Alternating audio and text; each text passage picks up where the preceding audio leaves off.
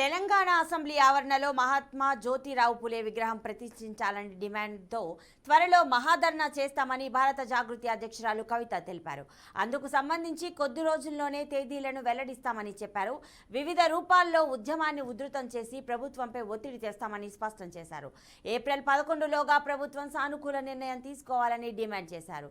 Assembly ఆవరణలో పూలే విగ్రహం కోసం భారత్ జాగృతిలో ఆధ్వర్యంలో హైదరాబాద్లో నిర్వహించే రౌండ్ టేబుల్ సమావేశానికి అపూర్వ స్పందన లభించింది.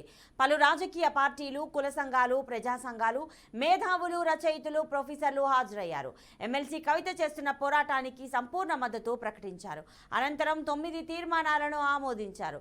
ప్రధానంగా పూలే విగ్రహాన్ని అసెంబ్లీ ఆవరణలో ఏర్పాటు చేయాల్సిందిగా ఏకగ్రీవంగా తీర్మానం చేశారు.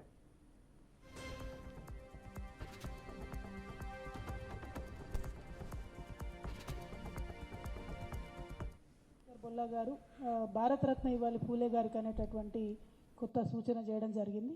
తప్పకుండా దాన్ని కూడా మరి తీర్మానాలలో మీరందరూ ఒప్పుకుంటే పెట్టుకుందాము. అట్లానే రాజారాం యాదవ్ గారు మాట్లాడుతూ అద్భుతంగా పూలే గారి యొక్క జీవిత చరిత్రను అంతా చెప్తున్నారు. వారు చెప్తున్నప్పుడు కూడా చాలామంది ఇక్కడ ఉన్నటువంటి మన వాళ్ళే ఇన్ని డీటెయిల్స్ తెలియదు పూలే గారి గురించి అని అంటే ఒక ఆలోచన వచ్చింది. ఇంకా క్షేత్రస్థాయిలోకి ఎట్లా పూలే గారి యొక్క భావజాలాన్ని, వారి యొక్క ఐడియాలజీని, వారి యొక్క జీవిత చరిత్రను ఎట్లా తీసుకెళ్లాలని మనందరం కూడా ఒక కార్యాచరణ వేసుకుంటే బాగుంటుందేమో అన్నటువంటి ఒక ఆలోచన. ఇవాళ ఇక్కడ పెట్టేటటువంటి అసెంబ్లీలో మనం డిమాండ్ చేస్తున్నటువంటి పూలే విగ్రహం బీసీల ఐక్యతకు ఒక ప్రతీకగా ఎదగాలి, బీసీలందరం కూడా ఐక్యంగా ఉండాలని చాలా మంచి మెసేజ్ ఇచ్చినారు. వారికి ధన్యవాదాలు.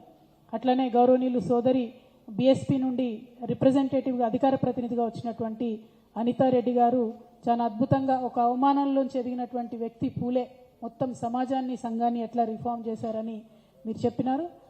అన్న ప్రవీణ్ కుమార్ అన్న గారికి కూడా నా తరఫున, భారత్ జాగృతి తరఫున, మొత్తం వేదిక తరఫున దయచేసి ధన్యవాదాలు తెలియజేయండి.